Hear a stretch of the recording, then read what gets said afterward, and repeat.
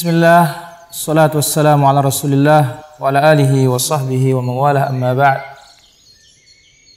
Kaum muslimin yang dirahmati Allah subhanahu wa ta'ala, ketahuilah bahwasanya seorang hamba Allah azza wa jalla, dia berdiri di antara dua hal, di antara kesabaran dan syukur kepada Allah subhanahu wa ta'ala. Ketahuilah bahwasanya dua hal ini tidak pernah akan terpisahkan. Entah Allah subhanahu wa ta'ala akan menguji hambanya, maka dia akan bersabar, dan itu lebih baik bagi dia. Atau Allah subhanahu wa ta'ala akan memberikan hambanya nikmat dan dia bersyukur, maka itulah yang terbaik bagi dia.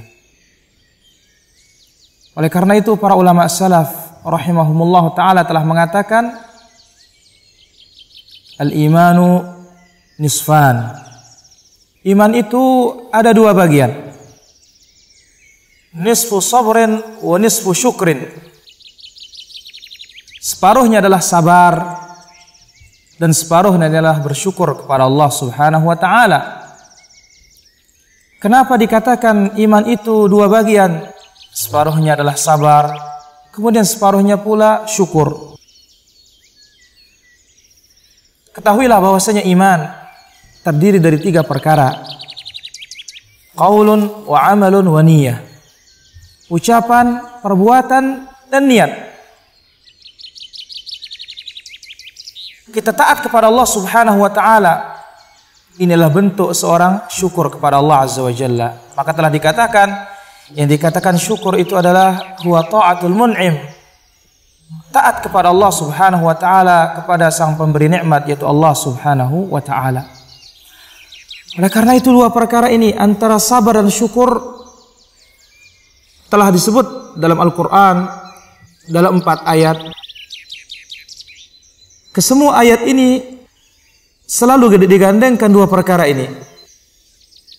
Sebagaimana Allah subhanahu wa ta'ala sebutkan, inna fi dzalika laayatin likulli sabarin syakur.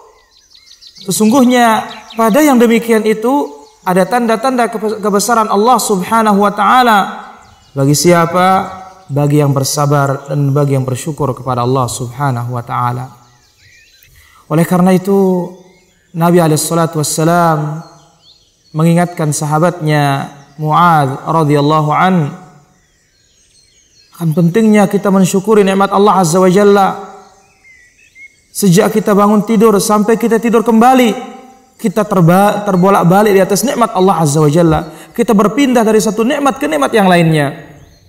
Maka tidakkah kita ini pantas menjadi orang yang bersyukur kepada Allah subhanahu wa ta'ala? Oleh karena itu sangat banyak kita temukan beberapa kondisi kita dianjurkan mengucapkan alhamdulillah, alhamdulillah, alhamdulillah. Ketika kita masuk WC, kita ta'awudz, minta perlindungan kepada Allah azza wa jalla. Keluar darinya kita mengatakan alhamdulillah, kita mengatakan ghufranak, ampunanmu ya Allah. Karena apa?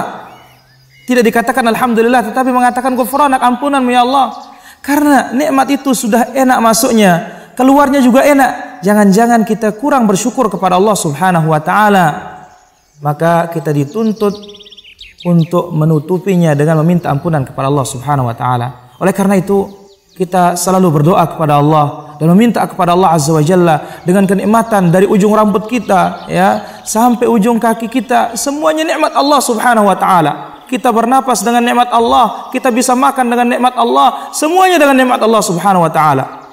Maka oleh karena itu Rasulullah sallallahu alaihi wasallam mengajarkan sahabatnya Mu'adz radhiyallahu anhu, beliau mengatakan wasiat yang sangat indah, yaitu beliau berkata sallallahu alaihi wasallam, la tada'anna fi duburi kulli salatin, janganlah engkau melupakan setiap penghujung salat, Allahumma a'inni ala dzikrika wa syukrika wa husni ibadatik.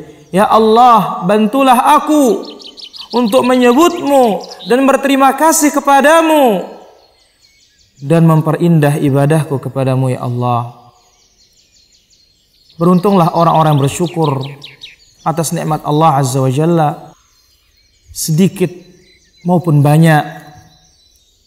Oleh karena itu, bagaimana salah seorang anbiya dari nabi-nabi Allah Subhanahu wa taala, ketika diberikan dia kerajaan oleh Allah, ketika diberikan dia kehebatan oleh Allah Subhanahu wa taala, dia bukan mengatakan ketika mendapatkan kejayaan, dia bukan mengatakan ini adalah hasil usahaku, ini adalah kehebatanku, ini adalah ilmuku sebagaimana katanya Qarun. Tetapi dia mengatakan apa?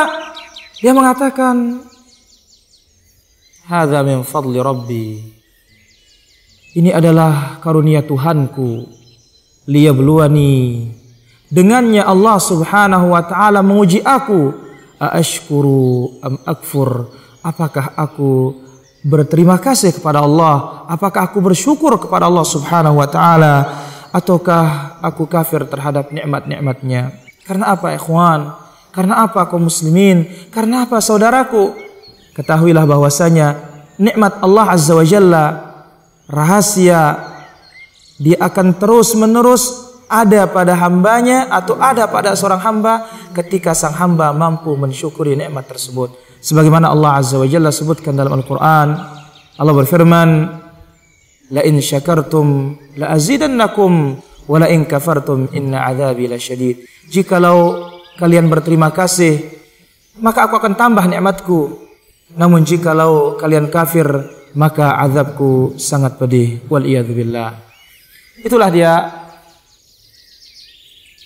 gambaran sebagai peringatan bagi kita bahwasanya rahasia nikmat akan ditetapkan oleh Allah, dan nikmat itu akan ditambah oleh Allah Azza wa Jalla ketika sang hamba mampu untuk mensyukurinya. Dan syukur yang paling besar adalah mentauhidkan Allah, beribadah kepada Allah Azza wa Jalla. Dan itulah dia cerminan yang dicontohkan oleh Rasulullah sallallahu alaihi wasallam ketika beliau selalu salat malam sampai kaki beliau bengkak. Maka Aisyah radhiyallahu anha mengatakan, wahai Rasulullah, kenapa engkau harus seperti ini padahal Allah Subhanahu wa taala telah mengampuni dosamu yang telah lalu dan dosamu yang akan datang? Apa jawaban Nabi alaihi salatu wasallam? Afala akun abdan syakura? Tidakkah pantas aku ini menjadi hamba yang bersyukur kepada Allah Subhanahu wa taala? Aqulu qouli hadza wallahu taala a'lam.